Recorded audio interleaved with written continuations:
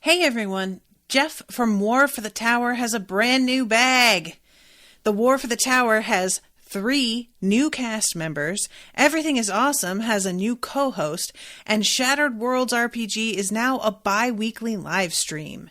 Check out Shattered Worlds RPG on Twitch, the link is in the show notes, and get into the hit space opera fantasy that the cool kids crave. Thanks so much to Jeff for his ongoing sponsorship of Unspoiled, and if you do go and check out his stuff, let him know we sent you.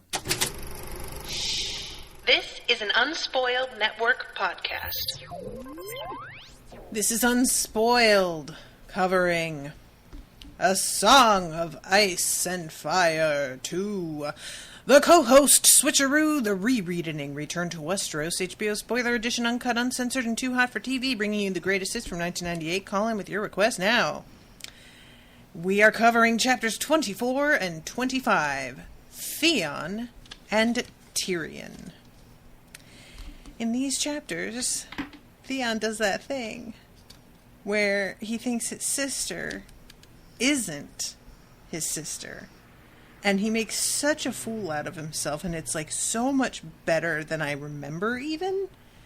This was so fun. And then there's a kind of awful scene with Tyrion and Pycelle that I hated. Yeah, that, Welcome to Unspoiled.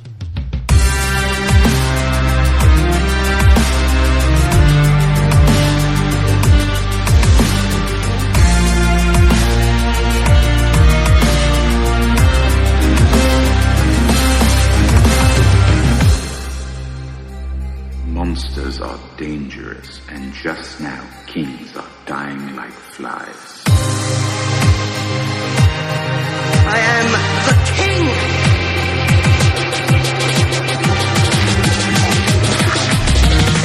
Fuck the king. Welcome to the show, everyone. I am Natasha. I'm Rashawn.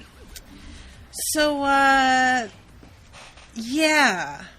I know we can't just start there. I mean, we can do whatever we want. It's my fucking show. But do you want to anyway? I mean, what exactly are you talking about? Get into the thing. Talking about Pycelle. Oh, yeah.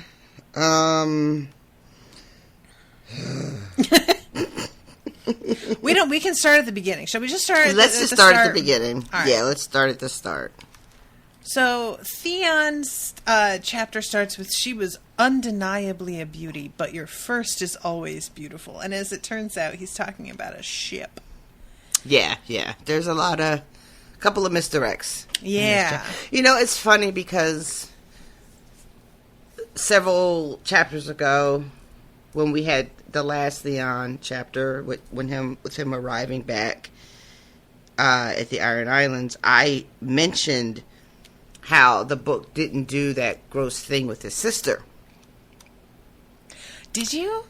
Yeah.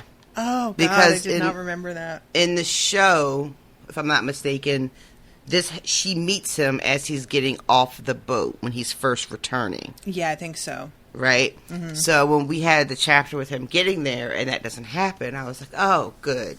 They didn't do that thing. But it turns out they did do that thing. They just bided their time. Which to me makes this much, much more not only effective, but really important in telling us more about Theon. And she even says it to him at the end.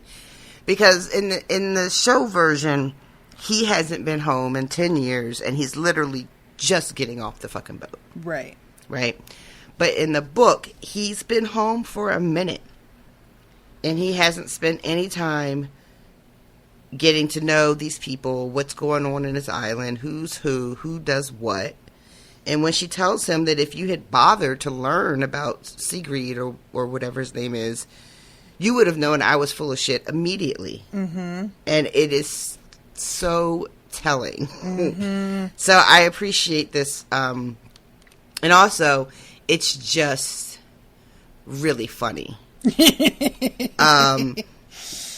It is. And it was funny in the show, but it was more gross to me in the show. And I'm not going to get into a whole thing about why, because I don't even know if I remember. I think I just really, really already disliked Theon. Yeah. By the time this happens in this show. And the show just was starting to really reveal itself as being like wanting to titillate at the expense of everything. And so it felt, I think, to a lot of us just like, man, come on, if you didn't know that this was how it went. It's much more like empowering in the book, I feel anyway. There's just a real sense of it being so much more of a lesson, and she really does has a power in that. That's not to say that she doesn't in the show, because I actually feel like they did a decent job with her, up to a point. But I just feel that when you're inside Theon's head, you get an extra look at how effective this is. And absolutely. It just really cuts to the quick in a way that's like brutal. Yeah. Like in this show, it's like a wink and a laugh, haha, gotcha. But reading it from his POV, it is a really damaging, humiliating thing that has happened to him. And and it's only part of the humiliation. It's not the whole thing. There are several other things that happen in the chapter. There's the way she shows him up at the feast. There's the mission he gets from his father, while she gets a much bigger, more important, definitely more glory mission. So it becomes just like a layer of things that are going on. It's watching him banter with this woman and really feeling himself, which is odd because she feels him a couple of times. Oh, I hate that. I hate it. He's just so fucking sure he's going to hit every piece of that. And he's so focused, like when they're walking through the town and people are treating him the way he thinks he deserves to be treated, to the point where he's actually thinking, oh, they finally know who I am. Mistaking their deference to her as respect for him. Right? Yep. There's this wonderful bit about his squire, who we find out is mute, who is trying to warn him. Yeah. But can't really. It's just really, really well done. All after he thinks to himself, like, oh, I love a squire who can't talk. That's great. And it's just because he does not value people. He doesn't see the advantage of having people on your side. He really feels so superior to everyone around him that it doesn't occur to him that there could be any benefit to him. And it's like, you don't want to have the attitude that I'm just going to be nice to people because it could benefit me in the end. But there's certainly, if you're going to try and be a politician of any kind, that should be on your mind to a point. That isn't not how it works. But, if he's unable to empathize with people, at least for his own sake, learn to function as somebody who is engaged with your community at all. And exactly, he's not. It's clear that he hasn't been really making an effort, or doesn't think it's important to get out and know these people that he feels that he deserves to rule. There's a wonderful bit where he's talking about how the throne is his by rights as the son, and she is like, that's like how them folks over there live. Like, that's not how we do it over here, and you would know that if you were really one of us. And I have fleeting moments of sympathy for Theon. They come and they go. That's what's so great about how he's written. Yeah. They come and they go. They don't last long, but, you're reminded whenever he shuts up for a second, you're kind of reminded of, like, okay, this is a kid that was taken from his home separated, did not get to grow up in his people's culture. He didn't get to grow up with their ways. Mm-hmm. He's lost so much, Mm-hmm. And that is a really sad and tragic thing when you take children away from their homes and you deny them the ways of their people. You deny them their customs. You deny them their religions and spiritual practices and all that. Mm-hmm. That's like real shit, and that's terrible. And if he would just shut the fuck up, Right. I would, probably think from that perspective more often when I'm reading about him. Mm-hmm. But he's such an obnoxious little twat that, before I know it, I'm just right back to, oh, this fucking guy gets on my nerves. Before I know it, I'm right back there. And one of the things, and I'm sure that you have run across this as well, out in them streets dating, but there's something about how he at first only wants to fuck her, and then as she begins to show herself to be like witty and clever and intelligent, he starts to be like, oh shit, maybe I have to keep her. And there's this sort of, it's a combination of like the entitlement of just assuming that's an option for him, and also that like women who are hot and funny and smart know that dudes approach you initially because they like your ass. And then you can see the moment when they realize you're smarter than them. And for a minute, when you're first flirting, for a little while, they even like it. And they think this way. But it does not take long before the novelty of that begins to wear off for a lot of guys. And I really feel like in this moment when he's just like, wow, she's really smart and funny, but still, when she suggests something to him, he's like, women like it when you act as if you need their guidance and counseling. So I'll pretend that I want her opinion on this. Yeah, he can't even like really give her that respect. And I really suspect that if, let's say, she were not his sister and he did keep her, he would find this exact thing that he liked about her to begin with really like presumptuous and impertinent, and he would grow to resent it. Probably. I'm sure he'd find it very tiresome to be outmatched.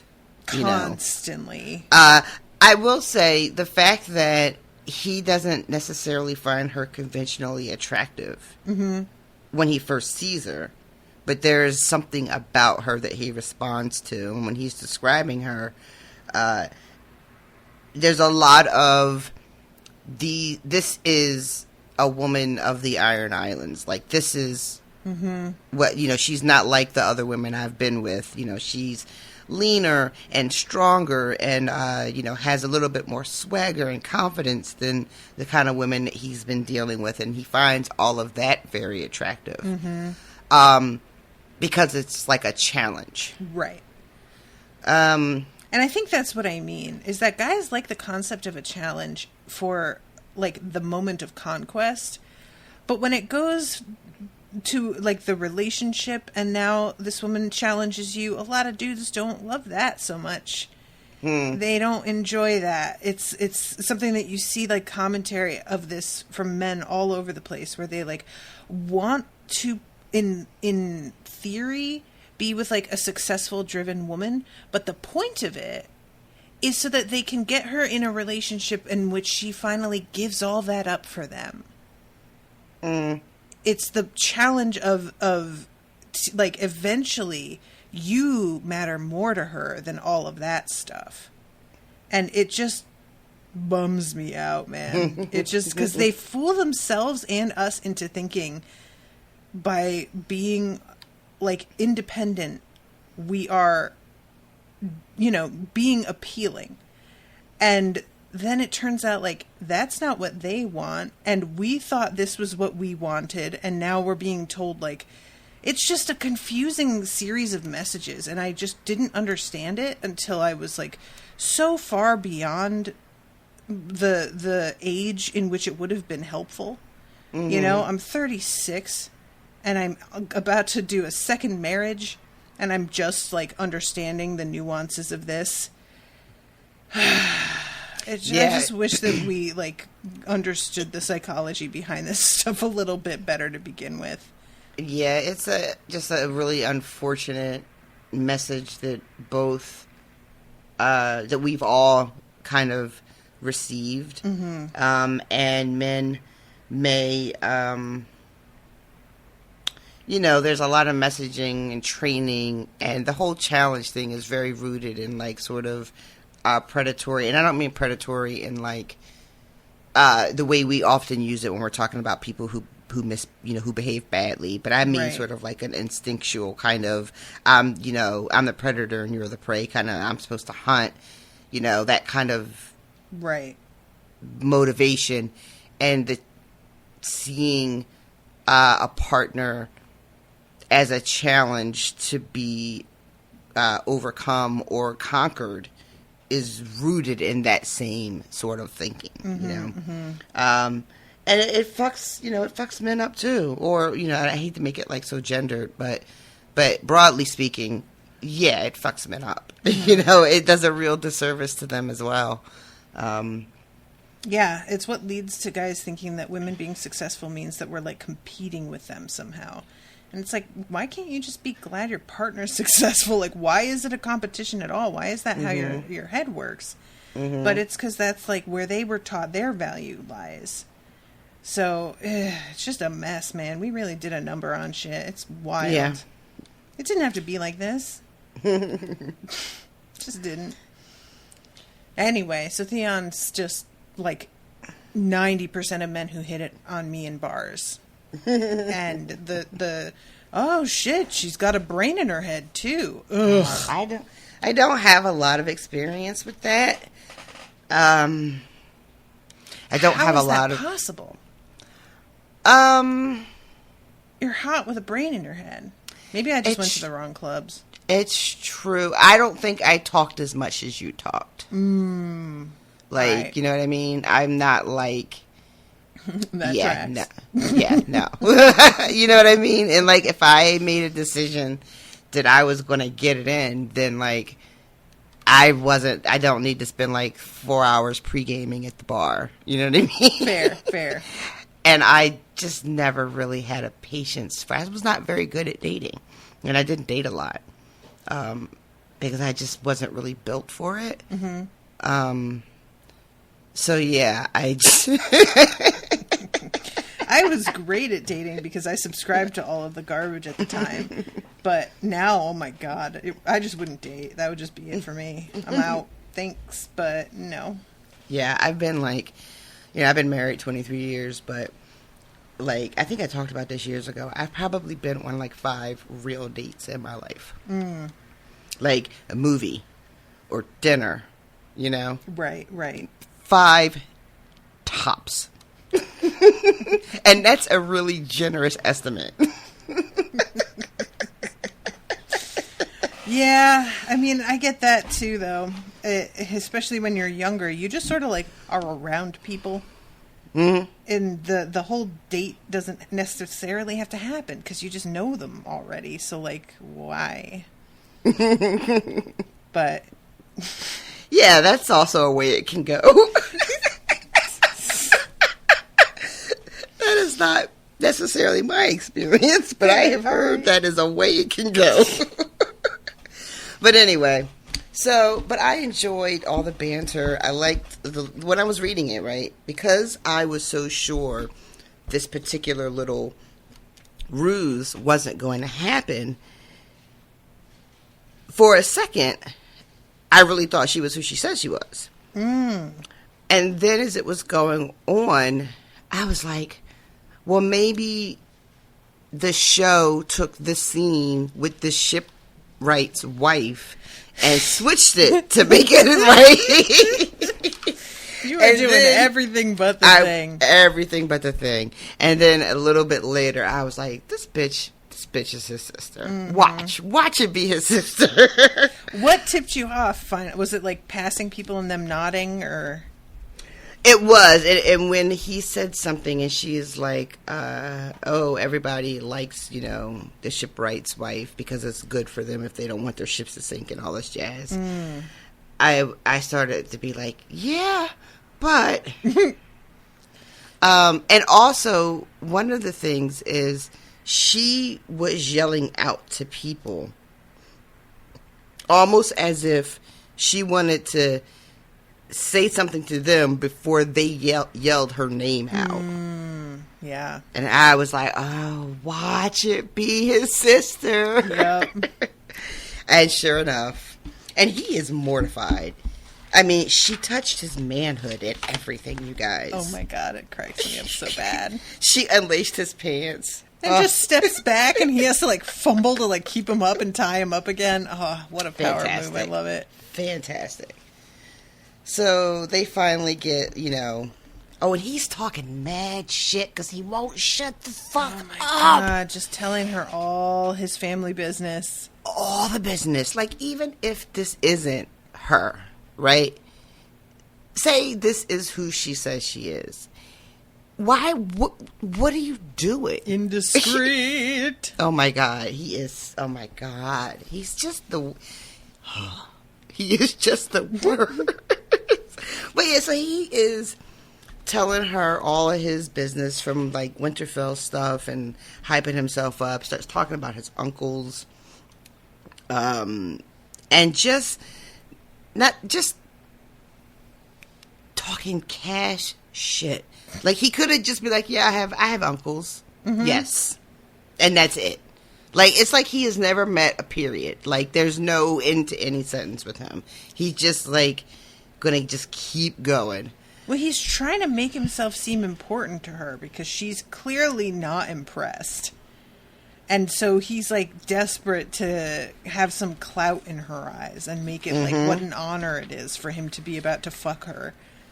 It's just, it's so pitiful, man. Yeah. Just get out of here, This is some guy who's going to tell you that he gives you a higher position title at work than what he actually is. And in his mind, he's like, I'm technically not even lying. I'm about to get a promotion, I think. And it's like, no, you're full of shit. Stop it. Yeah. And she just eggs him on, kind of, and lets him continue to just dig his grave, really, is what she does. It's just like, tell me more about how much you don't like your uncles and how pitiful you think your father is and what a better job of everything you're going to do. And he starts talking about his sister to his sister. Bless him. He's like, yeah, I'm going to marry her off to somebody eventually. Are you now? Oh my God. He says that thing about everybody says she wears like a chainmail dress and boils her leather small clothes. Yep. Which I know it's an insult. I get it. Like it's supposed to be, but there's when does it happen? It's after the reveal. He's talking about. Oh my God, there's a couple of different things because he says something about, I think it's when they're debating on riding the horse and where she's going to sit in the front or the back. And she says something like she likes to be on top. And then later on, there's talk about how he's heard that women on the ships, because he's talking about how some women from the Iron Islands really, do go out on the ships. And the men say that gives the women men's appetites.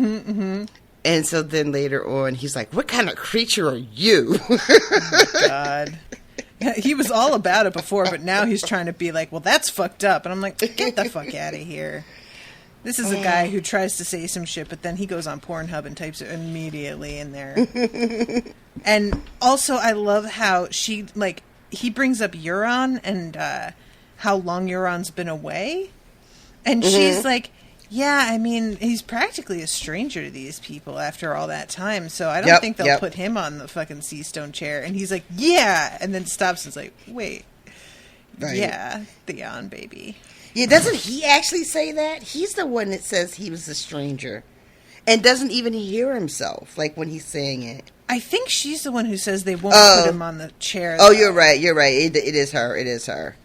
And if he lives, he spent so long at sea, he'd be half a stranger. Yeah. And it does occur to him like a few beats later after he says it, that, you know, Fucking delayed. Right. I think it could be me. You could say the same thing about me. So there's a oh my God, it's like should be his catchphrase. So he had promised her this grand feast, and you know, maybe he could find an old dress for her. And they start to talk about the mother, and she's asking him, like, are you going to plan to go visit your mother? I'm sure she'd like to see you. Mm-hmm. And he starts talking about how busy he is, you know, which made me wonder, quite frankly, I was under the impression that their mother was dead. And I don't know if I just made that up. I think you missed it, because it was mentioned that she's, like, off in this other area of the island when he arrives. Yeah, he's somewhere where I guess it's not as harsh. Yeah, I said another area of the island, but I'm actually thinking it's another island. It has a name like Harway or Hallway, something like that. But Hallway, but maybe. I mean, these people are. Did you see the list of names of the people that are coming? In the other, yeah. Yeah, like I wouldn't be surprised if the other island was called Hallway. They're like the Bloodhomes of Bloodhome. Exactly. The Axeheads of Axehead. And I'm like, yeah, we get it. Thanks. They are very bad at everything. But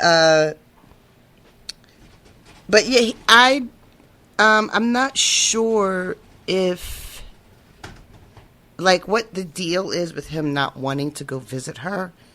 When you said they mentioned it earlier, did he tell us why he is reticent to go see his mom? No, and I just forgot? It's just mentioned that she's, like, not there at the moment. I think maybe it's when he first arrives and he asks about her, and the guy who meets him, I don't remember if that was Damphair, but I think it might have been, and Damphair just says something like, no, she's at such and such. And that sort of left us like, well, guess I'm not seeing her. There's no indication from Theon that he intends to go see her or cares. Yeah.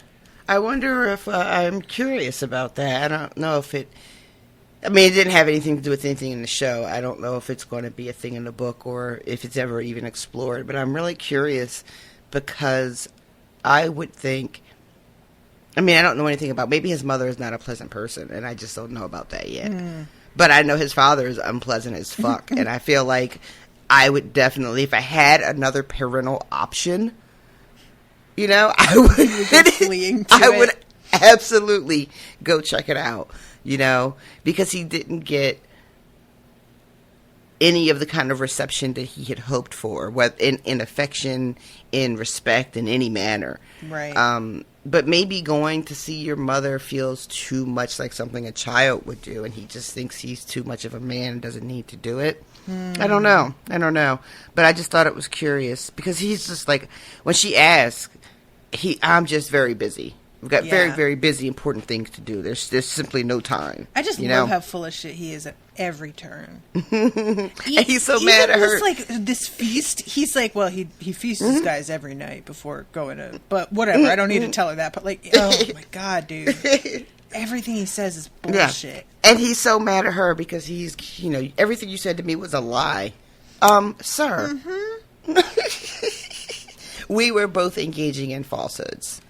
I fucking love him being like, does father know that you married his shipwright? Keep up, Theon. God. Fuck's sake, dude. That was so good. I guess you're not even pregnant then. Correct. Oh my god. At first, I was like, this motherfucker is kidding, right? Like, he's just being smart. He can't be for real right now. Oh my god. So he shows up to the feast. He's late. And he is wearing his most respectable, muted, somber outfit that he can wear, right? No flash, because clearly he has been talked about and mocked aplenty. Yep. You know, so he's not wearing anything flashy. He doesn't have any kind of bling to put on because everything he owns was bought the wrong way, so he can't wear none of that shit. And she sees him, and she's just like, oh, I heard you was a fancy boy. Where your velvet at? I was cracking up. I thought you'd wear one of your dresses to dinner. But I was looking forward to seeing something lacy. You know, he is just, and it's because he's such a little piece of shit. It's deserved. But when I talk about how my sympathy ebbs and flows for him, is he's so out of touch with the values of his people that he's just been transgressing, right? Mm-hmm. To the point that, like, he's just getting mocked mercilessly. Yeah.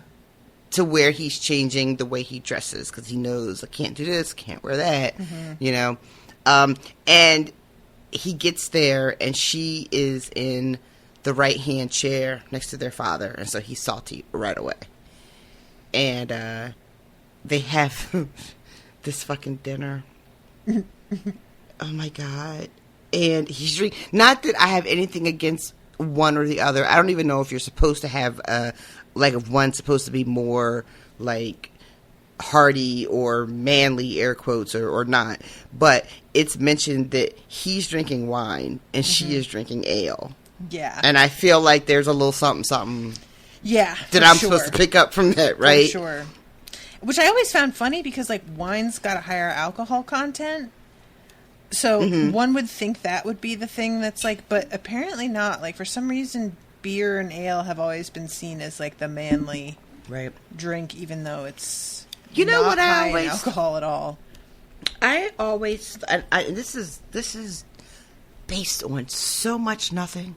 I'm about to say it anyway. I have always thought that the idea of wine becoming more feminine, which really is a result of, like, 20th century, maybe 19th century marketing, right? Right. Like, because at a time, wine was just like what everybody fucking drank, and it wasn't whatever. But whenever I hear people talk about, oh, wine is for, is feminine, and you drink beer if you're a real man, I think, is it because people think wine is, like, sweeter, even though it's not always? There's, like, all kinds of different wines, and they're not all sweet. But, like, this idea that beer never tastes good.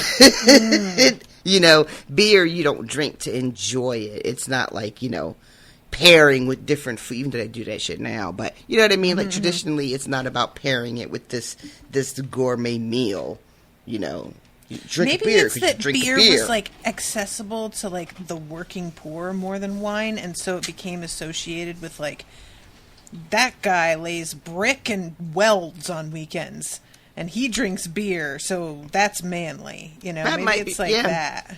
It could definitely be a class thing. I think that tracks too. Even though, of course, you go back and, for a lot of people, it was just wine. That was what was available to drink. Yeah.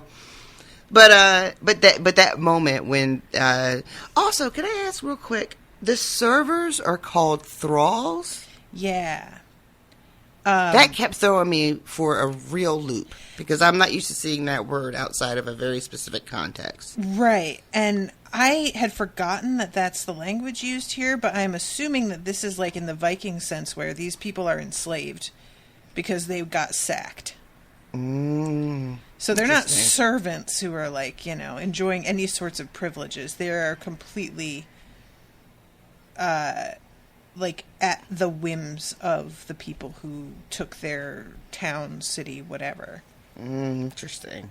Okay. That's the way that I understood it, but anybody who like knows more about that, feel free. Actually, oh no, Austin didn't send me the info for this one yet, but Austin in the has been showing up in the Discord a bit, so he may say something about that in there.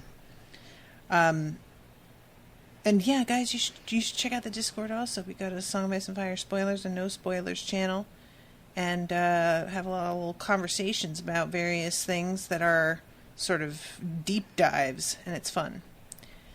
But yeah, that's what I assumed because the Vikings took slaves, and they would like grant them freedom eventually sometimes, depending, but it wasn't necessarily it wasn't like a chattel thing where if they had kids, their kids would also be enslaved. It was yeah, no, that's a very specific thing. Yeah. Yeah, that only really, yeah. Mm-hmm. that's yeah. American racism. Yeah, that's why you can't everybody had slaves for a millennia. Yes, but also no. But also, nah, not like that. Not like that. Not like just based on the color of your skin. Mm-hmm. Yeah, that's a different thing, y'all. It's a different fucking thing. But yeah, I'm glad you pointed that out because I meant to mention something about that because I had forgotten all about that from the first reading. And I remember the first reading being like, what? And I never looked into it at all. And then, I've watched like fucking so much Vikings. I've watched it all twice at least now. Mm-hmm. And have like looked into a lot of stuff on my own about it because I wanted to know how much of what they were putting on that crazy ass show was real. Mm-hmm. And I need to go back and finish watching that. Oh, you really don't, though. Yeah, I don't. It gets so bad. It's so sad. I forget what season I'm up to. I got to I think I stopped in season 3. Mm-hmm. It wasn't because it was bad or anything. I just forgot I was watching it. Season 4 is really when you start to be like, what are they doing? And I haven't finished the show entirely. I watched up until what had been out about a year ago. And they got delayed on releasing and all this stuff happened, I think, because of COVID. And then I think they've released the final season. And I just never went and saw it because I was too sad. I just pretend those first 3 seasons are all there are. What's the main character's name? Ragnar Lothbrok. Good God. I know. That man is... Shit. That's really the only reason I fucking started watching it. I mean, that's 80% of that show is beefcakes. And Lagertha in the background, who never ages. Oh, she's gorgeous. Yeah, everybody on that show is disgustingly hot. It's ridiculous. It truly is. Yeah. I was just like, man, I can't believe there's not a porn parody of this show. Because, damn. I found myself being like, how am I attracted to these dirty ass people? Yup. But there I was. But so the feast. Got a little off track there. Sorry, guys. Theon, the wine and the ale. That's what started that little digression. But so he's getting at her about lying, and I bet you're not even pregnant. And she does this. They tell us, it's mentioned earlier that they're some dancers, some mummers or whatever, some entertainment. The finger dance. And they are throwing axes and catching them and jumping over them and dancing, and it's a whole thing. And she yells, and one of the dancers whips this fucking axe across the room, and she catches it. Meanwhile, Theon's just trying to enjoy his goddamn clam chowder. And just goes, Wah! This, I don't know how, did this not make it into the show?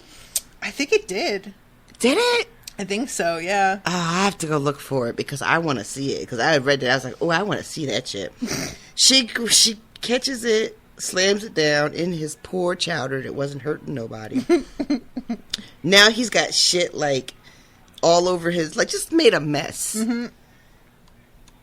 And she says that the axe is her husband, and then she reaches into her shirt, and she's got a dirk hiding between her breasts. Which I'm wondering, is that why she kept moving his hand from her tits? I love that idea. She could cut herself, buddy. Don't do it. And this happens, and the whole room is just, roaring. Laughing. Yeah, it is a moment of, it's a real low moment for him, is what it is. And that's when she says that if he had bothered to learn anything about anything, he never would have fucking fell for this. Mm-hmm. And she says, you know, why should men fight and die for you? You don't even fucking know him, and you don't even care that you don't know him. You don't even bother to ask. Yeah. And this is when he starts talking about how he's the lawful prince, and they don't have to like him. And she reminds him again that is not how this shit works. That's their rules, man. Yeah. And he is just...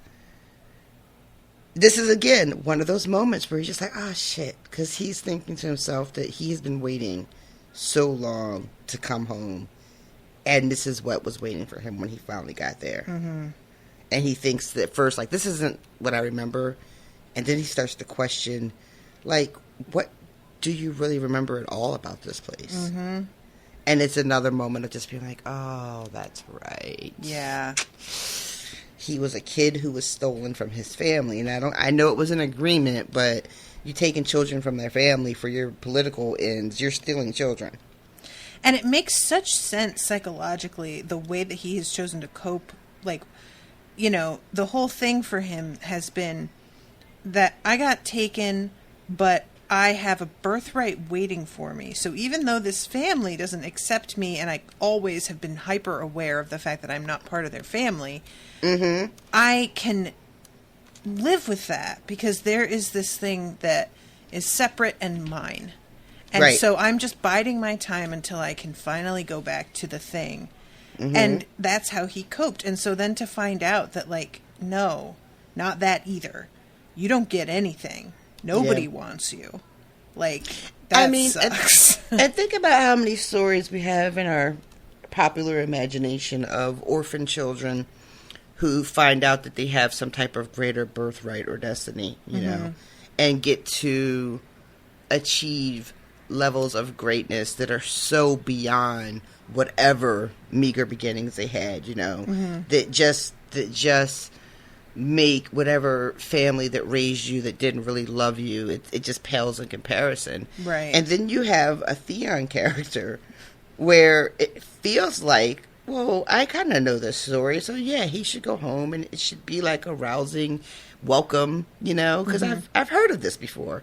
But no, that's not what he gets at all. And it's really different from some, like, those stories usually when somebody finds out that they have, like, a birthright or they have a power, they find out suddenly after being, like, humbled continually as children. But he knew about this from a child and so has been developing it in his mind as, like, a solace to himself. Right. So it's taken on a life of its own, I'm sure, you know? Yeah, yeah. And, like, when I say about, like, what the expectation is, I don't mean it even though his expectation is that it's going to all be great. Right, but I mean the expectation of me as a reader, because it starts to hit certain points that feel familiar, like subconsciously you're like, oh yeah, this sounds like something, you know? Oh, right, yeah. But then no. Yep. So his dad wants the important people to come to his solar, and they're going to talk some strategy. And this is where he finds out that he is going on the lowliest. Real quick before that, he starts to get up as soon as his dad is like, we need you guys to come in here with me. And he gets up and his sister is like, you're just going to go when he calls? You're just going to chase after him the second that he says that? And he immediately, like, is like, I don't do what anybody tells me, and sits back down again, and I'm like, oh my God, dude, like, you're just so easy to manipulate. All anybody has to do is imply that you're being the slightest bit weak, and you immediately, like, dig in like a child. It's just, manipulating somebody who wears their heart on their sleeve like this is nothing. And he's too emotional, man. He doesn't know how to do this. This is when she starts to throw all that shit back in his face about what he said about the uncles. And he says, he says back then, I run after no man. And she's like, but every woman. Mm-hmm. And he's like, well, you grab my cock. And he says to her... You started it. Right? He says to her, I'm a man with a man's hungers. What sort of unnatural creature are you? Mm-hmm. And then she goes and gives it another squeeze. I know that I shouldn't laugh because that's really not cool, but, you know. Yeah, I mean, she's definitely violating a lot of, rules around consent. Mm-hmm. But it is still funny. And I just, wrong take. I know. I'm sorry. We're not perfect, guys. We're problematic. Happens. Yeah, it happens. Oh, yeah. And then when he heads over there, he has to cross that bridge. He has to go over that fucking bridge. What kind of people are these? This is no way for people to live. He seems to agree with you. Like, I would not. I know he's got a lot of conflict going on, but between me and you and whoever's listening, I'd have been on the first fucking thing smoking out of this place. I don't went bye for real. There is nothing here that is appealing to me. And truth be told, it doesn't appeal to him either. Mm-mm. He doesn't like any of this shit. Nope. Not at all. But he is easily manipulated, as you just mentioned. It doesn't take anything to get him to behave in the way you want. He's so oppositional. And then he's got the whole weird thing with his father and everything. So I understand why he's staying and why he's here. But Lord, it could not be me. Yeah. And then he says he's going to send her off to the Silent Sisters. Oh my God. I just really get the energy off of Theon that, like, if he were given his way, these islands would be unrecognizable in, 5 years. He would have just come in here and just been like, nope. Even the food, when he's eating, he's just like, man, there's no seasoning? Like, what is this? This spiceless goat is what he is.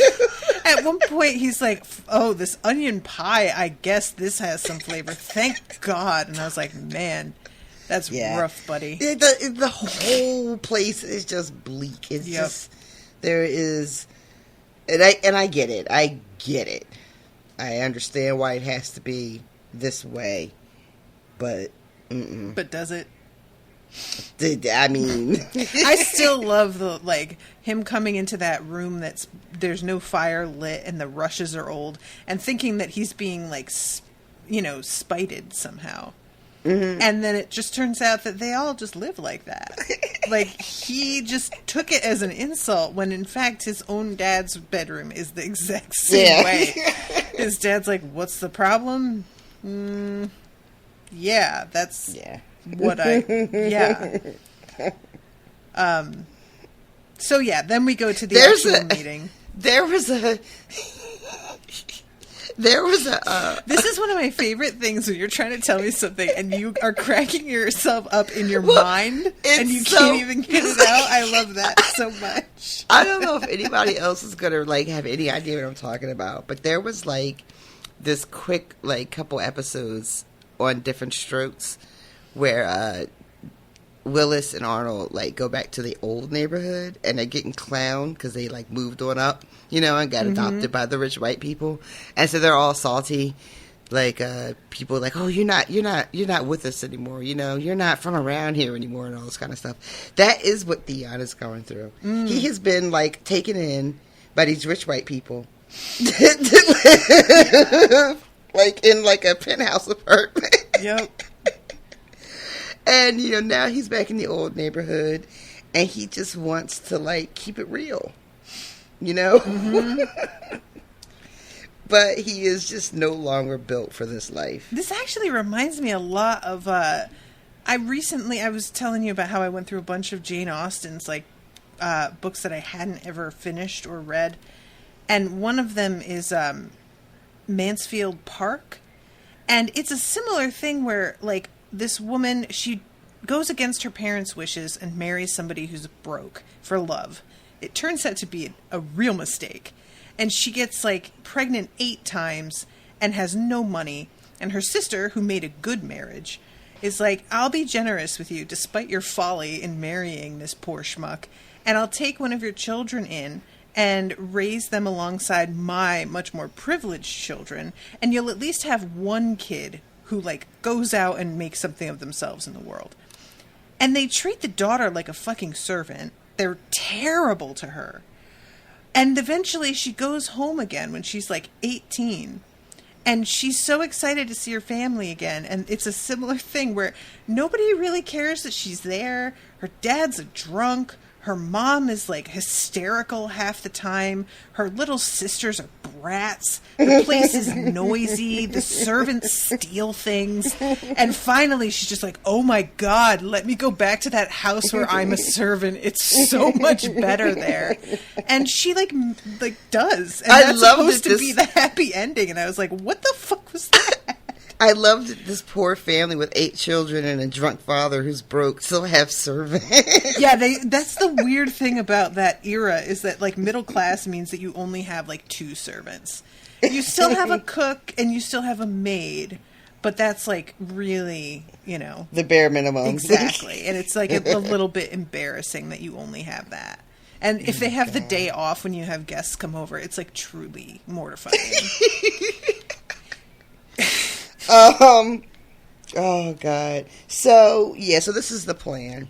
Theon is going to go to this little nothing place and kind of like raid, which he thinks is really beneath him. This isn't so much a military action in his mind, right? He feels like this is work that should go to other people.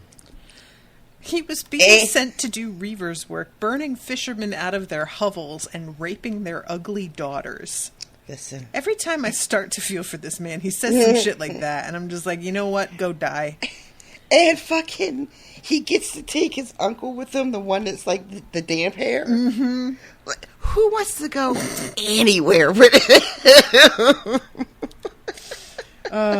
And Dagmar Cleftjaw, who is, like, far more respected, and Theon knows, nobody's gonna fucking listen to me then. Like, yeah, exactly.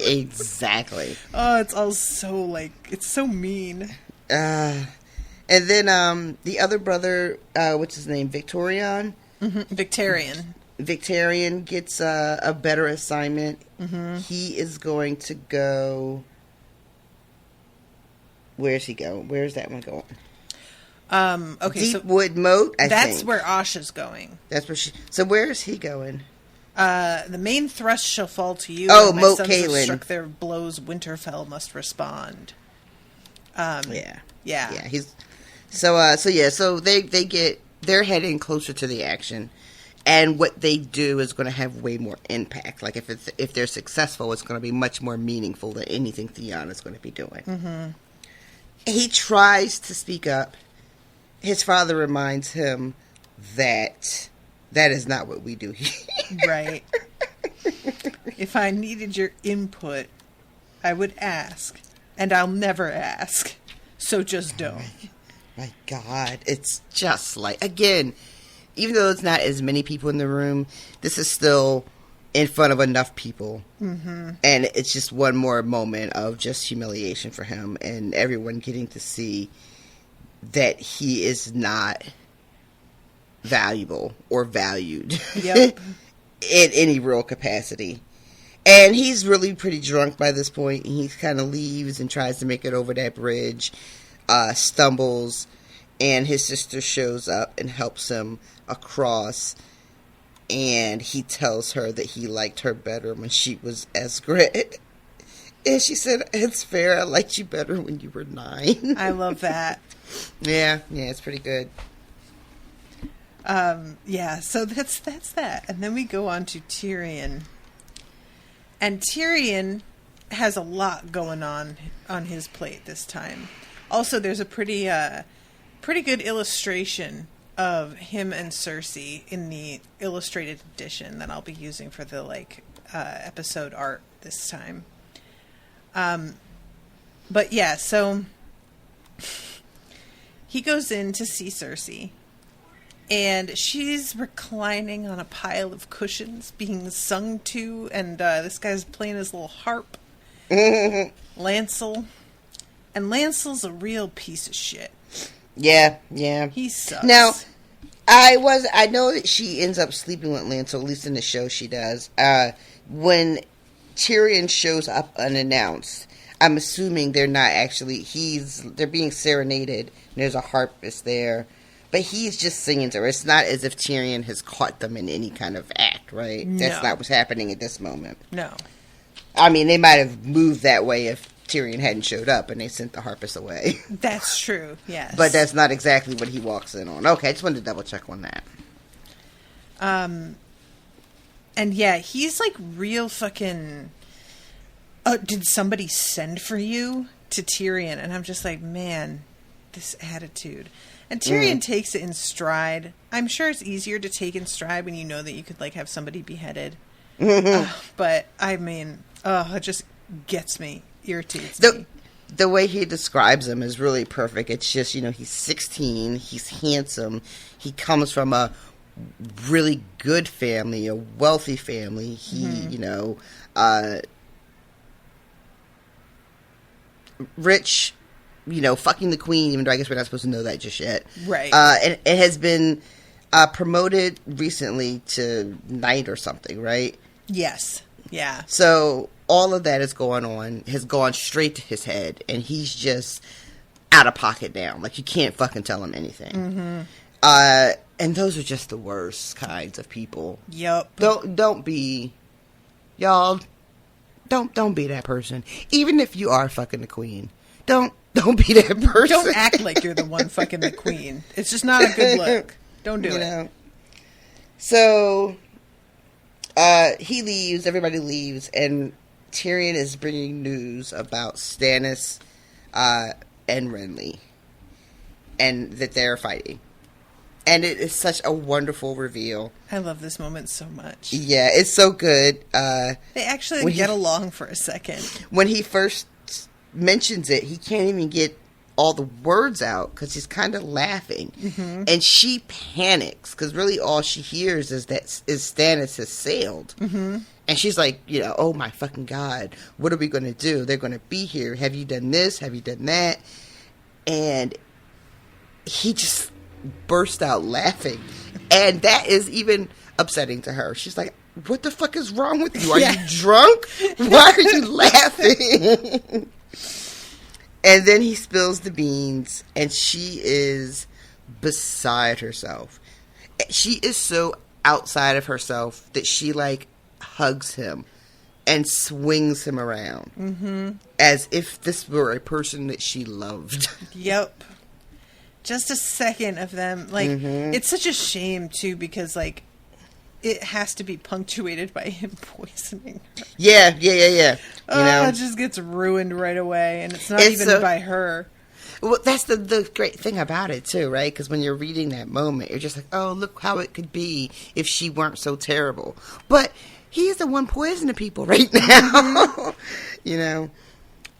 So yeah, they have a drink and they toast to Renly and Stannis and hoping that they just kill each other. He pours her some wine, sprinkles a pinch of something into it, and the next morning she's not feeling great, which gives him the opportunity to do what he needs to do because she's not going to be able to come and sit. Yeah. And he's got Joffrey distracted with some type of 3-pronged killing machine. Yeah, he gave him a crossbow that shoots 3 bolts at once. And Joffrey was like, sick! And just immediately went out into the yard to use it and is not available. Thank God. We were watching Pawn Stores the other day, and they had this guy that had this, he brought a pistol in. It's called like a duck pistol or something. It had 4 barrels. What? Y'all, every day we stray further and further. What? Why? If these knuckleheads can be believed, it was because it was like effective crowd control at the time. It was from like, I don't know, 1700s or something, 1800s. But that way you could, if you needed to deal with like a mob of people, because it would take so long to, reload after each shot, that you could just get 4. But it was like the most ridiculous looking thing. And it looked like a fucking duck foot. Oh, that's why it was okay. That was I thought like it made it sound like a duck when you shot it or something. I thought at first, like, oh, they hunt ducks with it. Okay, I got you. Oh, no. That would be reasonable. This was some wholly unreasonable shit. That's amazing. But, like, yeah, imagine if Joffrey had his hands on that. No thanks. Jesus Christ. So he's got them both out of the way. And there's one thing, too, I want to mention that Cersei says when he first comes in there. That she asks, are you here about those begging brothers? I won't have them spreading their filthy treason in the streets. They can preach to each other in the dungeon. So she's locked them up. And they were also the ones telling everybody that her kids were illegitimate and of incest, too, exactly. Right? Yeah, that's why they were locked up. Mm-hmm. So she thinks that he's here to, pick a bone about that. And he's like, yeah, it's not like on his list of things to be concerned about. It was like too small to really care about, which is interesting. But so yeah, they have that celebration. The next day she is sick. He has a little laugh about it to himself because she sounds like she's just going to spend the day on the toilet. It doesn't seem like it's anything more harmful than that, right? Yeah, it's just to give her the runs, basically. He just put some Visine in her wine. Oh, my God. Oh, no. I didn't expect that to make that kind of impression. Really hit a nerve there somehow. So many alleged memories. Oh, God. Alleged. Alleged. Is it that you can't tell if they're real memories or that you just don't want to go on the record? Hypothetically B. Allegedly. All right, got you. So he has a very busy day. Mm-hmm. And the first docket is Cleo's fray, in which they're like, we're going to do none of that, and we're going to demand everything. Mm-hmm, mm-hmm. And Cleo's is like, guys, he's not going to do that. And they're like, yeah, we know. Mm-hmm. We will send Lord Stark's bones back, but ain't no way he's getting ice unless he bends the knee so he can suck a dick. And I love, too, that Tyrion's like, and tell him that his sisters are safe and we'll hold on to them, and is mentally just like, well, I really hope nobody else notices that she's not here. He's really growing a little bit sweaty about that one. And he's like, they'll be treated as well, or how they'll be treated will depend on Robb Stark and everyone else. Right. Which is a real flex. Mm-hmm. And then we find out that Tyrion is also going to send everybody, all of Cersei's guard. Yeah. To escort, she says, with the quotation marks, back up to River Run. And this goes over not great. Yeah. The excuse that he gives later when he's talking to Varys is that this is going to be part of the effort to free Jaime, and that the detail needs to be large enough that they can sort of mix in the crowd the guys that I'm going to send for this job. He's got a whole Ocean's 11 shit going on here. Yeah. He's got like a thief, somebody that's good with poison, a good swordsman, and I forget what the other one is. A hacker. Somebody that breaks in the vaults, all kinds of shit. And then Sir Alistair is finally allowed to come and make his... Oh, that sounds terrible. That is some I didn't poor say phrasing. anything. I didn't say a word. I want it on the record. I heard nothing. I heard it as soon as I said it. He's finally been granted an audience, and his poor little hand has... Remember we were talking about how that hand was holding up? Yeah, that shit did not do well.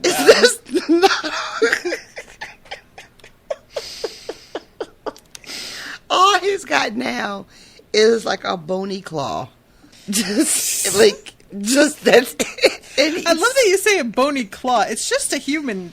Well, yeah, hand, but you figure it's probably all like, probably a couple of fingers are broken. It's, probably all gnarled up and just, yeah. The way you said it, it's like it just froze while it was like, ha! And it like That's froze.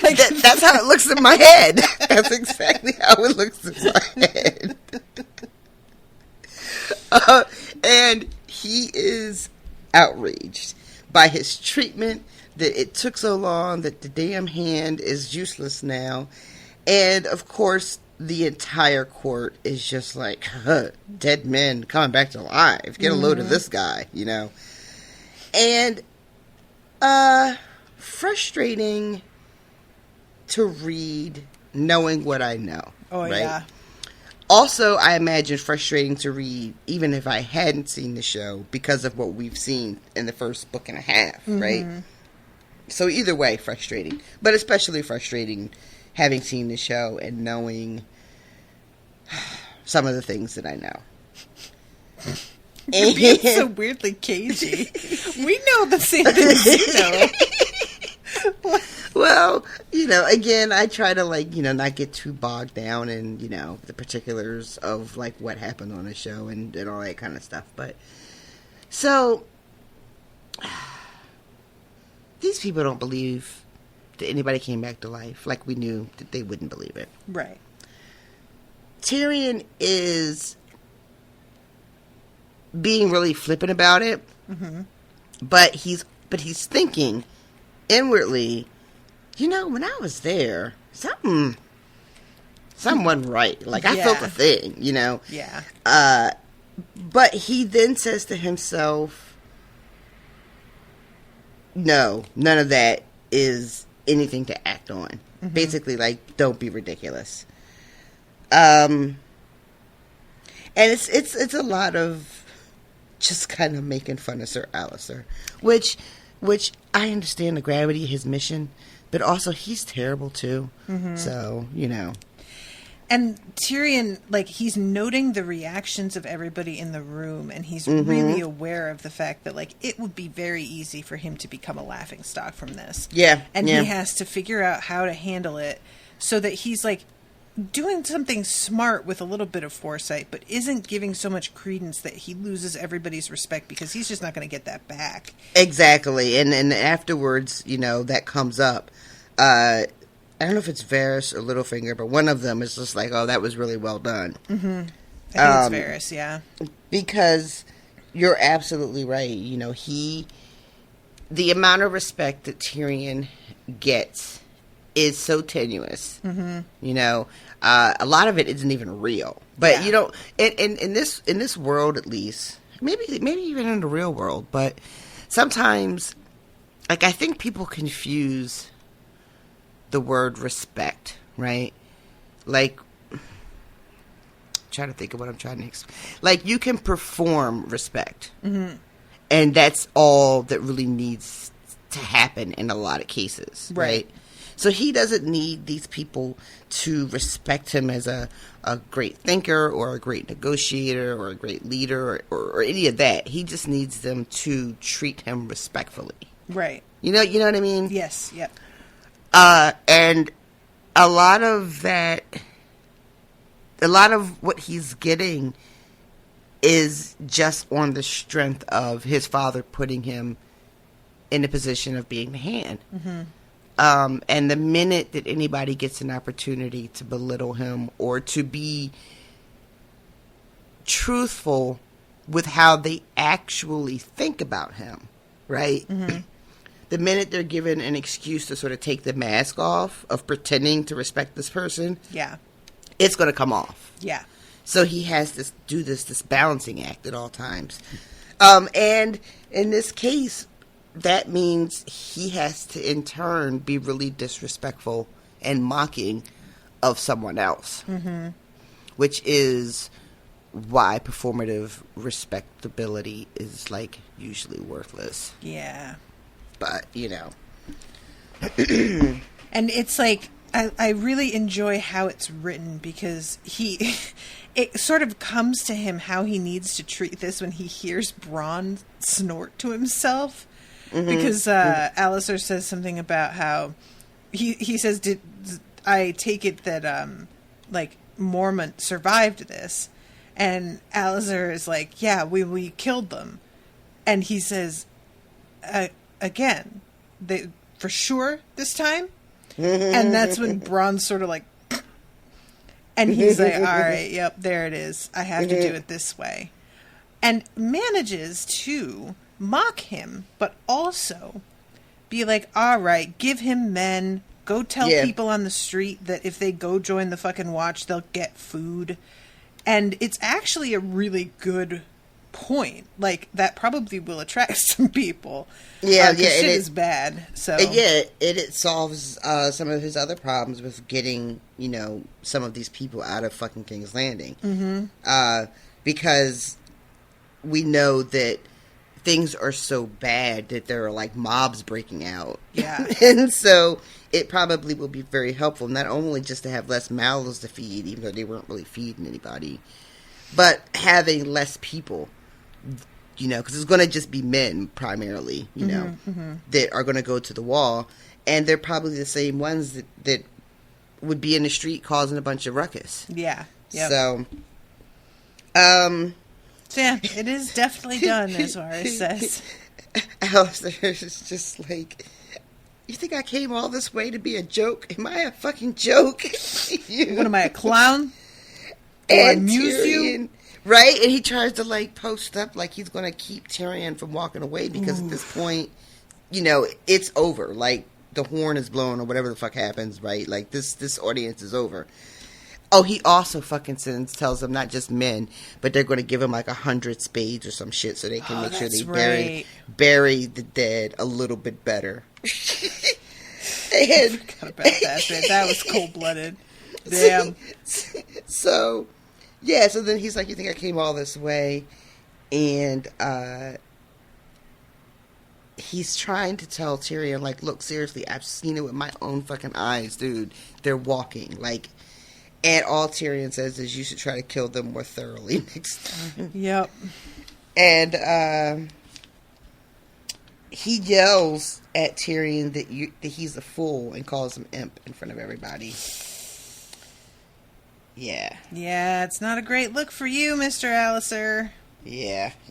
And Tyrion is like, look, I gave you some men.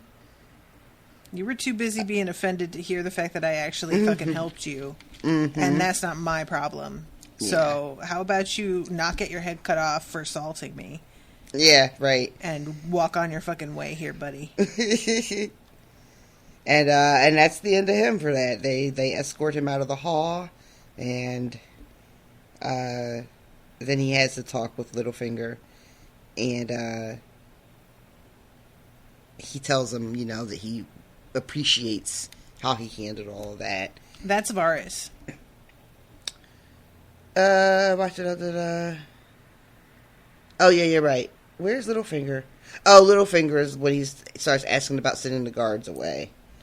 And Littlefinger is not happy because... Yeah, because they're both standing there. He's figured out that, like, oh, so what you sold me was bullshit. And Tyrion tries to be like, well, I didn't know if they'd accept. Mm-hmm. And he's like, yeah, no. Yeah, he's got a lot of... nerve? Audacity. I'm going to just go for audacity. Talking to Tyrion about being played for a fool and using him in his deceptions and lying to him. And Tyrion is looking at him while Littlefinger is wearing the dagger. Mm-hmm. But he's, on his face, he's just like, oh, I'm very sorry. I'm deeply sorry if I offended you. All men know how much we love you. Littlefinger is not used to being the one that gets played. Yeah, he does not take it kindly. Mm-mm. Which, for someone whose bread and butter is knowing what everyone else is doing, what everyone else's motivations are at all times, and using them to their own advantage,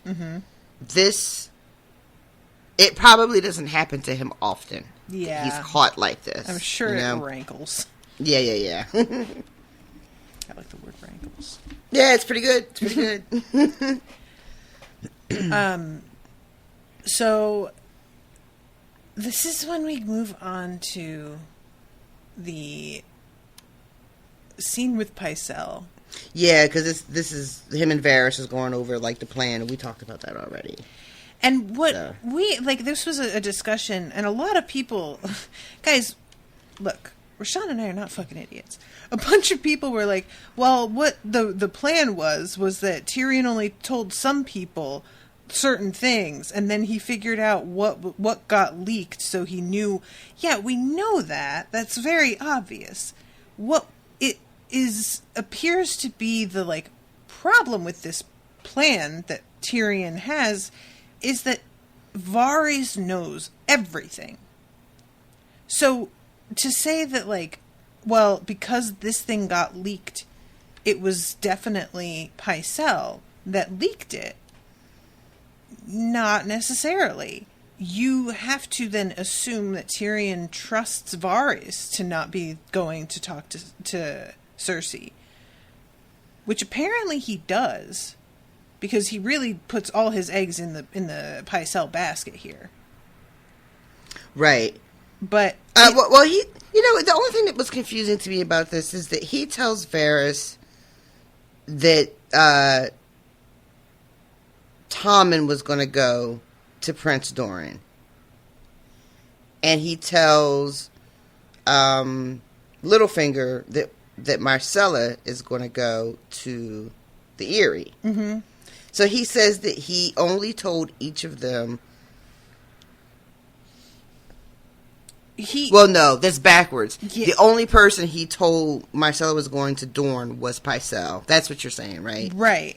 Right. Okay, but he has a conversation at the end of that chapter with Varys, who basically says, "Oh, I see what you did. You shared that little tidbit about Marcella with Pycelle and basically Varys is like, I know both of those stories that you're circulating."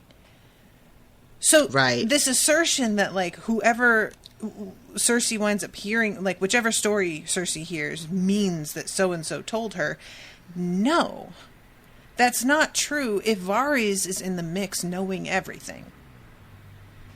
Now I want to go back and read that last line. Which from the other chapters earlier? Yeah.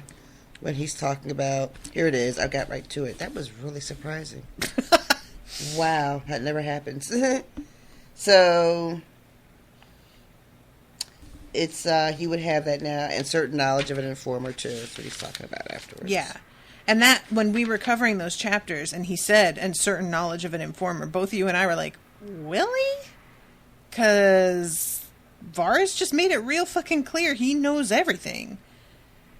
So, like I said, that means, to a degree, he must trust Varys, because he just doesn't believe Varys would go tell Cersei. Why would he trust him to not go tell her that? I just have to assume he doesn't really have a choice, because Varys is fucking invincible when it comes to information. So Tyrion's basically just like, alright, well, I guess I can't help that you fucking know. And you seem to just want to sit back and see what happens as much as I do. But there's like, there's no real reason to think that he has a handle on who told, other than he already suspected Pycelle. And this fits with that to him. Right. I think, yeah, because we know that, like you said, we know that Varys knew about Marcella going to Dorne. Right. Even though he's saying to Pycelle, which is different, right? Because you're not going to say to Pycelle, well, yeah, I told you and this other guy. He's only going to tell him, I know it was you because of this. Mm-hmm. So, like, that makes sense, too. And the whole thing with Pycelle, because you and I were wondering how Pycelle even found out, because what Tyrion does to, like, bait him is give him a note to send by Raven. And I'm so sorry. Somebody sent me a message, and they pointed out something that we both missed, I think, which is that Tyrion had 2 copies of the note, that he was like, well, it's good to have 2 in case the first one doesn't get there. And basically completely sets Pycelle up to be like, oh, good, there's a second copy, so I can open this one and read it, and who cares?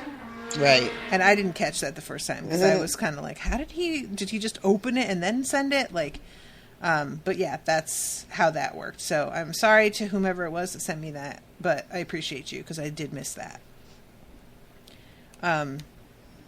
But yeah, so I don't know. It's always sort of been noticeable to me the way that Varys is like a part of things, but he isn't exactly under suspicion in a real way by Tyrion, or at least Tyrion feels so like powerless to try and suss things out regarding Varys that he just sort of lets it ride. You know? Yeah, I still don't know what to make of this, you know. It's funny because, you know, on the show they ended up doing this real like friendship developing between the two of them as they went on their adventures together, you know. But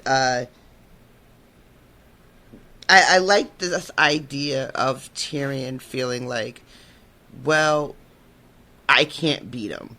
Right. You know, so I have to figure out a way to move around him and use him when I can, with the expectation that whatever I use him for, he is probably using me for something as well. Right. You know? Mm-hmm. So that's part of why this scene with Pycelle just kind of like bothers me, because he just goes in there fucking so serious, and I just can't help but feel like, Tyrion, you just shouldn't be as confident as you are that you've got all your information right. And he, like, when they bust in there, Pycelle is with this like serving girl that he's probably sexually assaulting. Because I'm going to guess that she isn't stoked about being in bed with a 98-year-old man or however old he is. Like she's like she's 16 or something. Yeah, I'm trying to see if they say. I know it's no, it doesn't say how old she is. Just that it's a serving girl.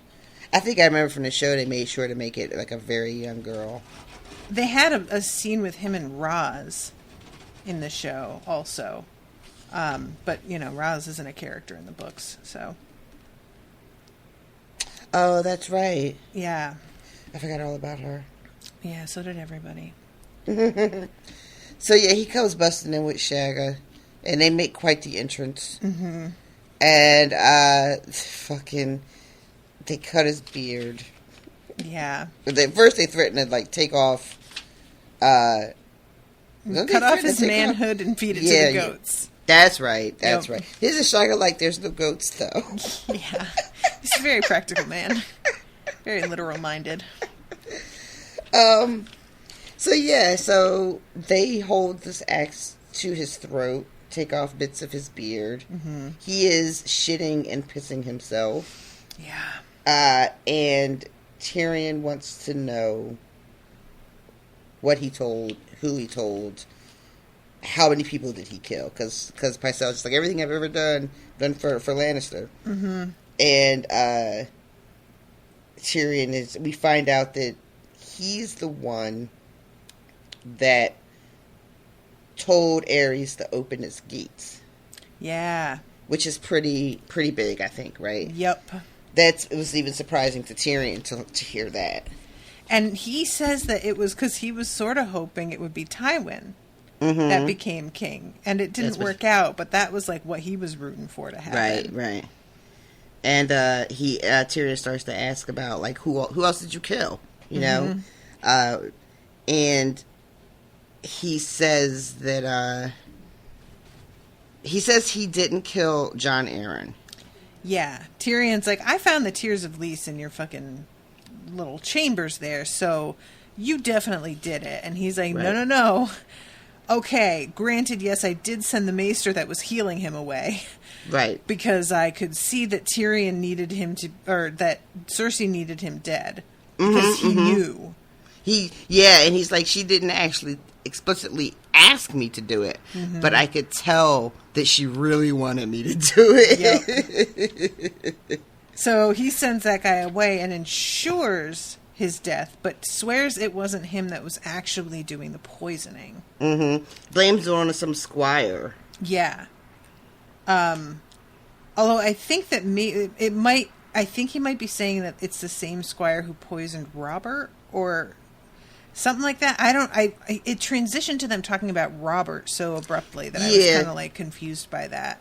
They talked about Robert a little earlier, because Tyrion is like, I know that you didn't actually kill Robert because the board did the work for you. Mm-hmm.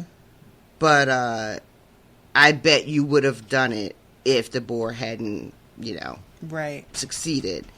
And Pycelle's talking about what a terrible king he was. Pycelle's like, yep.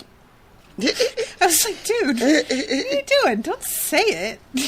And he says that one of the things that was pushing it to kill Robert, like why it was urgent, was because Renly was plotting to bring what he calls the High Garden maid. So that's got to be Marjorie, right? Yeah, I think so. He was plotting to bring her to court to try to get Robert to leave Cersei. Mm-hmm. Which, I don't know if that's true or not, or he's just talking wild. It is. I don't know if you remember, but there's a point at which Renly comes to Eddard and shows him the picture of Marjorie, and it's like, I heard people say that she looks like your sister. Yeah, that's right. He's trying to judge how easy it's going to be to like get Robert to fall in love with her. I forgot about that. But the theory, what a weird plan. The whole theory on that was that he was not even really like after power so much as he wanted to be with Loras. And so if Robert was married to Loras' sister, it would be really easy for him to have a reason to always be around Loras. That's interesting. Yeah. What? Interesting. No, I was just thinking about the theory. Oh, okay. Because, I mean, yeah, but also just really marrying her himself accomplishes the same thing. Sure, but I don't think that was like necessarily on the table at the time as an option. Now that he's like a force that could potentially become king, because Highgarden was powerful enough that Renly, he's the second brother. He doesn't have anything to offer. Gotcha, that's right. I forgot in this world they have to actually bring something to the table. Unlike... Woo! My bad. Damn. All right.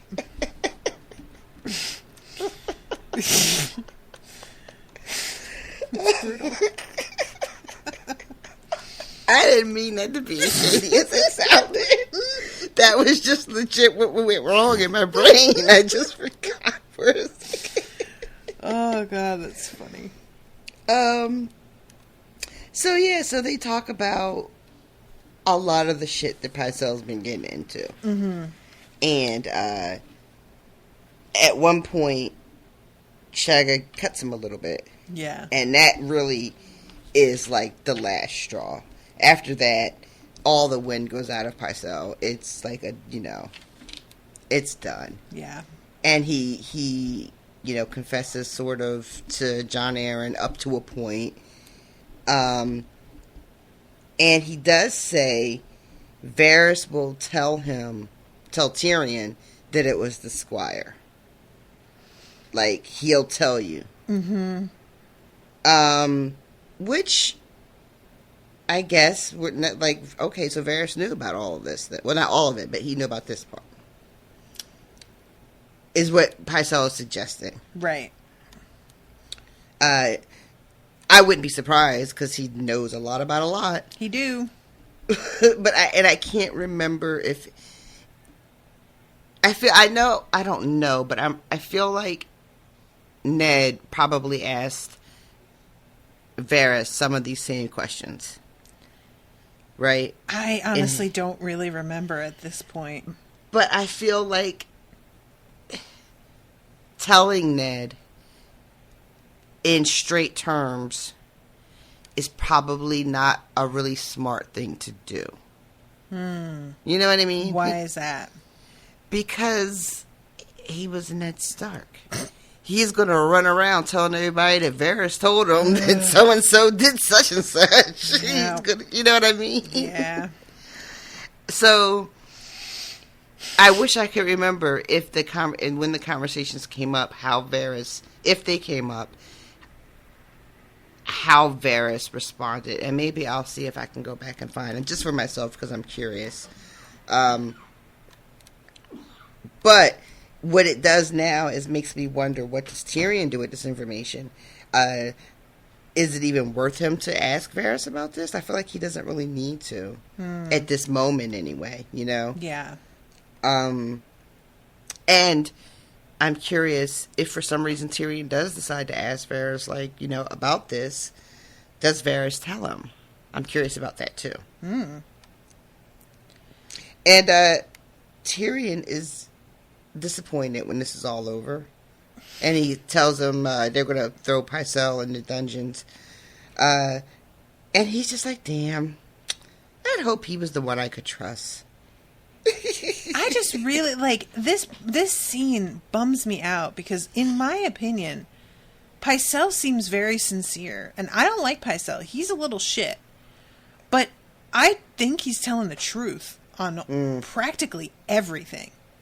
And I just feel so bad thinking about this, like, old man who's just done all this shit for this family, and then here comes a member of that family being like, "Oh, but fuck you, though," and literally throwing him in a dungeon. Like, oh, what bad luck. And it's the member of the family that he hasn't had to worry about. That, like, honestly, y'all, Tyrion just got here. Yep. You know, Pycelle has been working at the Capitol for a long time, you know, doing everybody's whatever bidding, especially for the Lannisters. And now this one shows up and just fucks his whole thing up, you know? And it's like the least of the Lannisters who is doing it, right? Yep. I guess Tyrion was never important enough to Pycelle to be worth being, like, offering his services to in any kind of, like, real way. You know what I mean? I think it's a combo of, like, he wasn't necessarily going to try and team up with Tyrion. And also, I don't think Pycelle quite realizes how intelligent Tyrion is and how obvious he is being. So I think Pycelle just really is like, well, I've been getting away with this shit for this long, so I'm pretty good at being sneaky. And it's like, no, you were just fooling Cersei. Maybe. Yeah. It's not even clear if he was fooling her or if she was just like, can you just kill him, wink, wink? I can't imagine that he'd ever fool Tywin.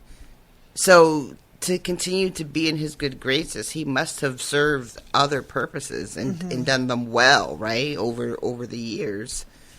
But also, you know, when everything is about power and who you can use, having someone right there in your pocket that's on the council, you know, that can be useful in all these different ways, you know, I guess it pays to, I don't want to say keep them as a pet, but he's like low-key kind of a Lannister pet. He is a little bit, yeah. You know? A toady.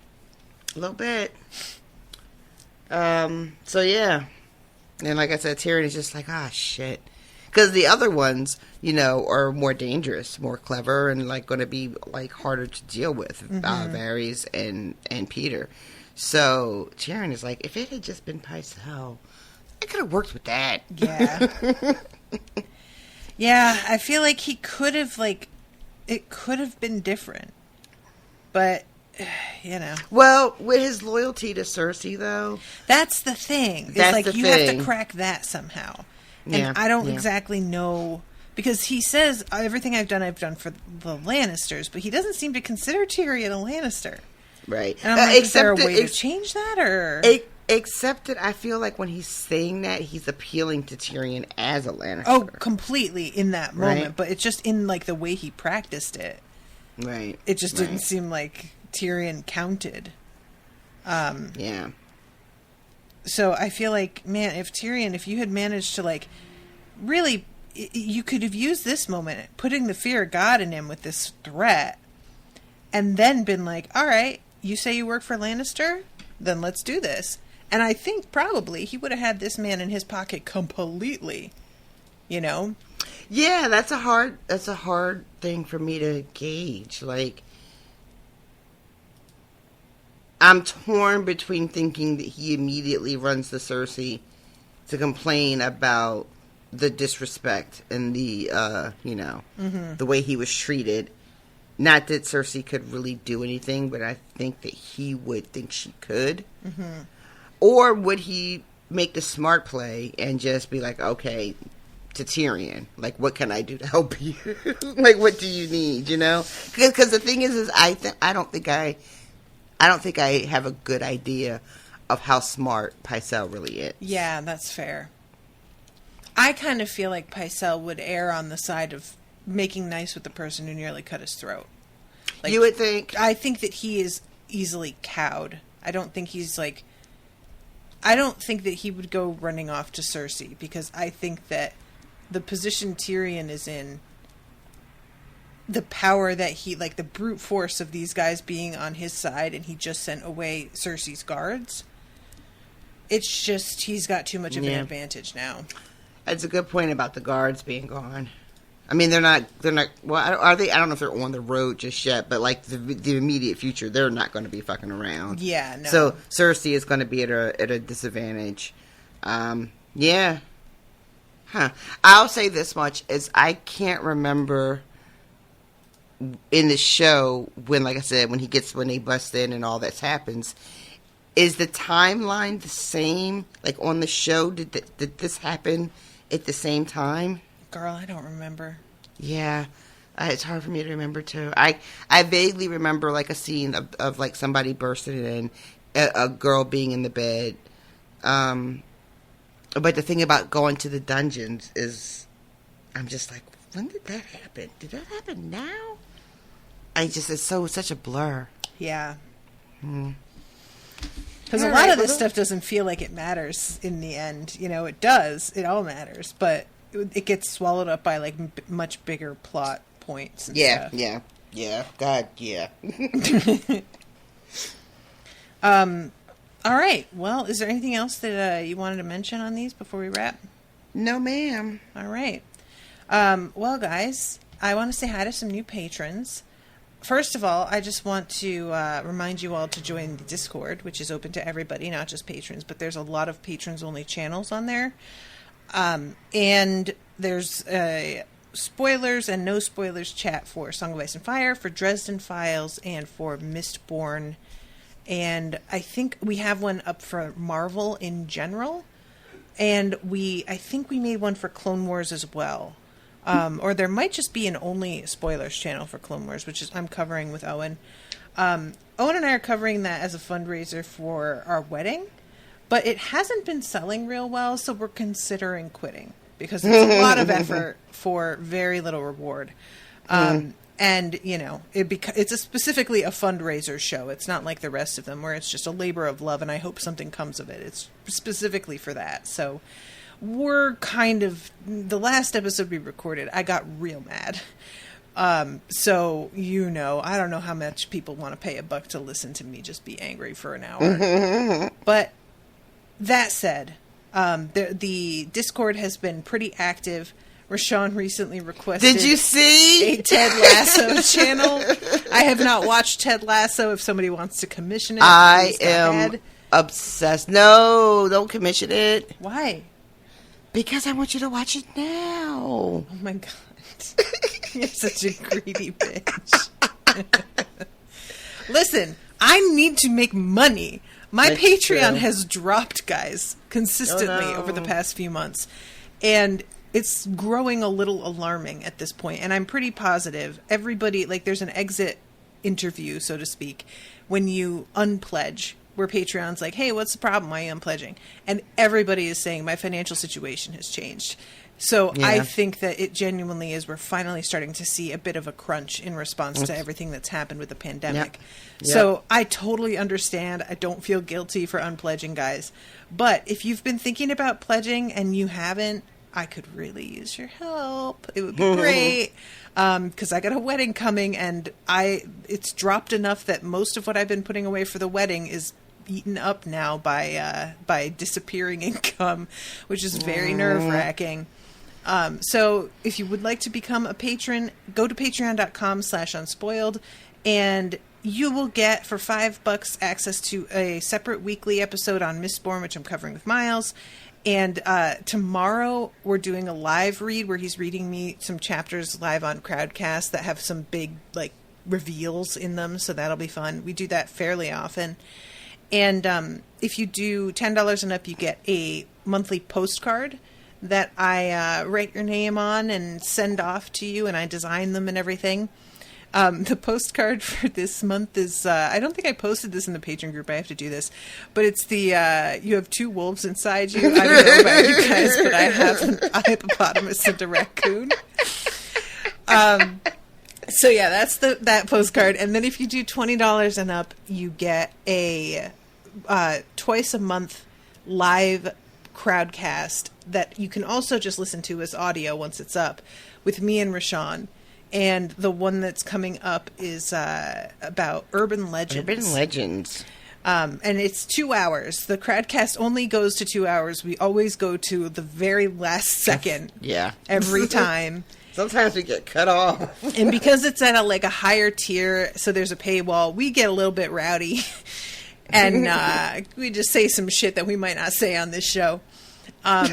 So yeah, I think that it's a pretty good reward. There's a lot for patrons. I try and do as much as I can.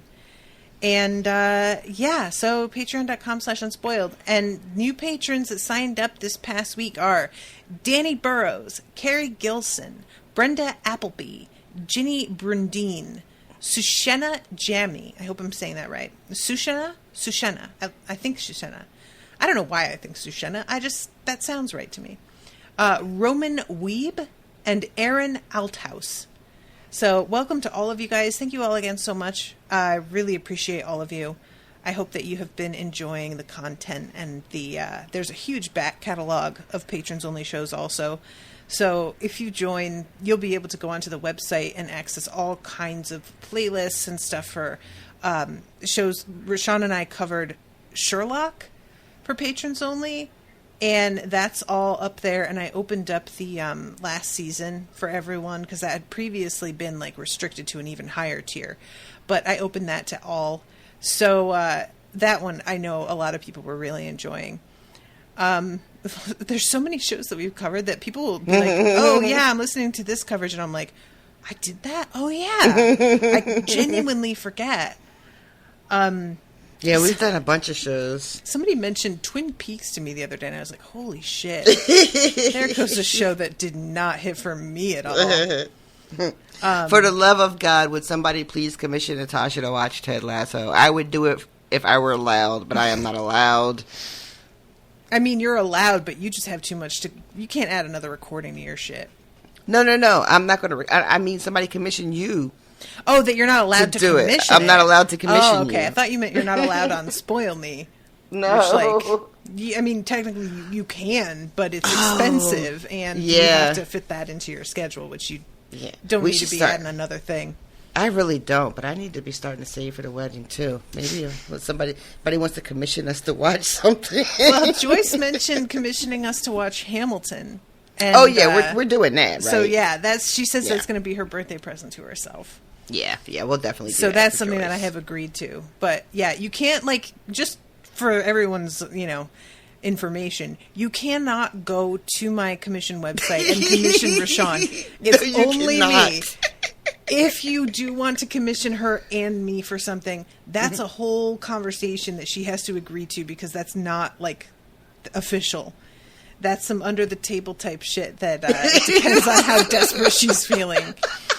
So, but it's just, with her schedule the past few months, it was, out of the question. Oh, my God. This whole fucking year, you guys. Yeah. It's just been...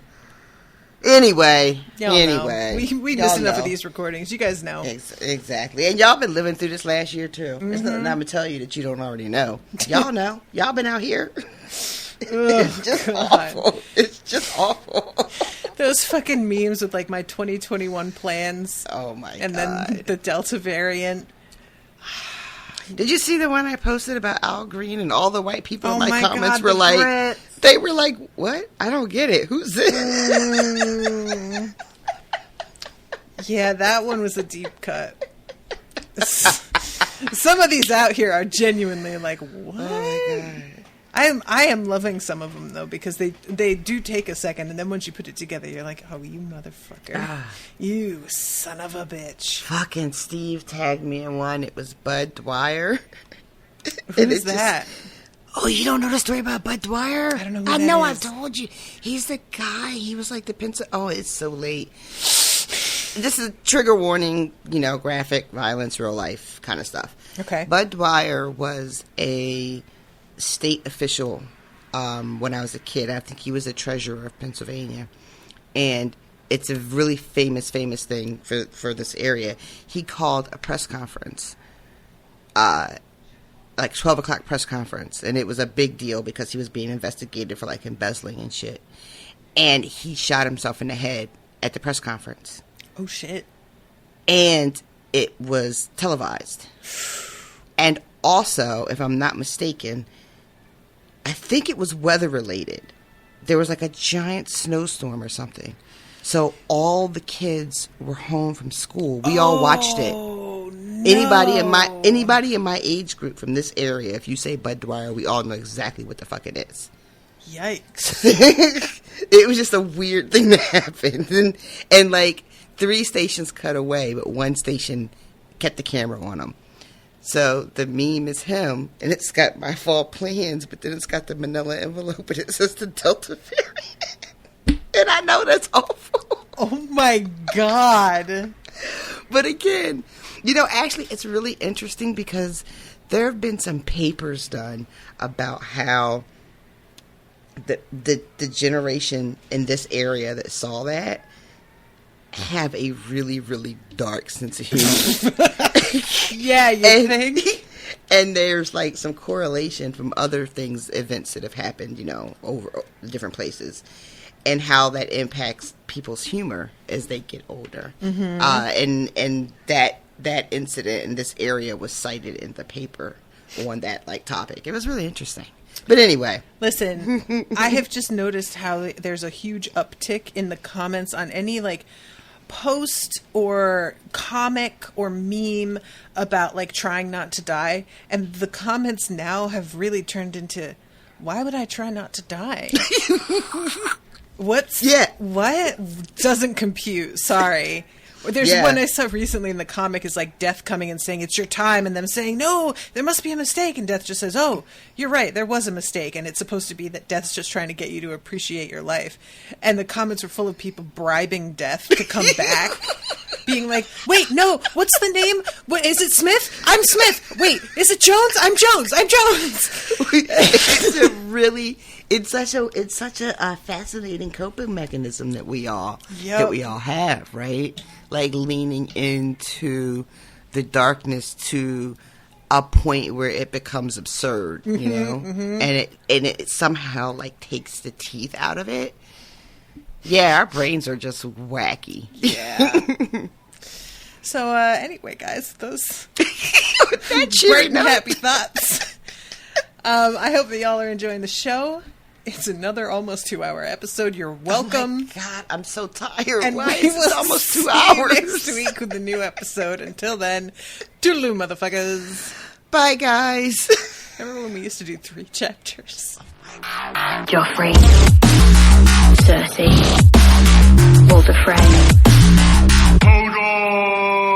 Meryn Trant, Tywin Lannister.